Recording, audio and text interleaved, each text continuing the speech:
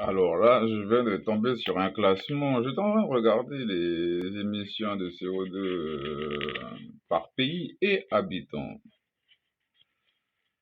Le classement des 7 premiers pays au niveau des émissions de CO2, les émissions de CO2 par pays et par habitant, nous avons le Qatar, première place. Deuxième place, le Bahreïn.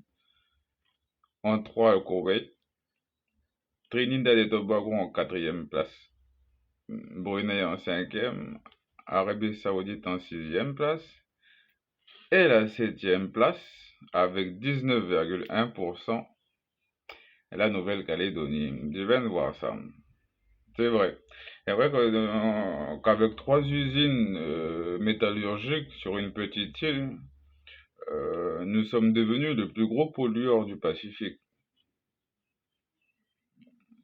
C'est énorme, la quantité de CO2 par habitant.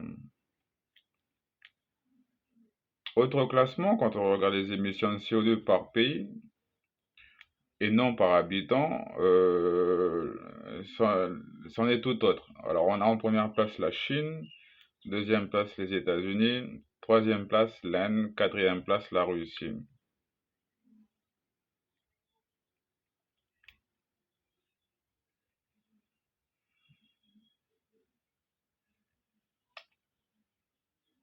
Après, quand je regarde la place de la Nouvelle-Calédonie, à cette septième place, on utilise beaucoup le charbon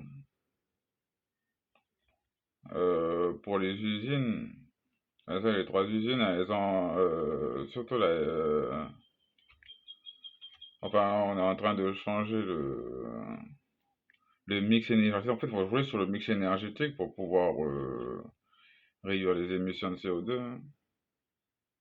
En 2019, le monde entier, nous avons émis 38 milliards de tonnes. 39% résultant du charbon, 30% pétrole, 19% du gaz naturel et 12% pour ce qui est caractérisé d'industriel.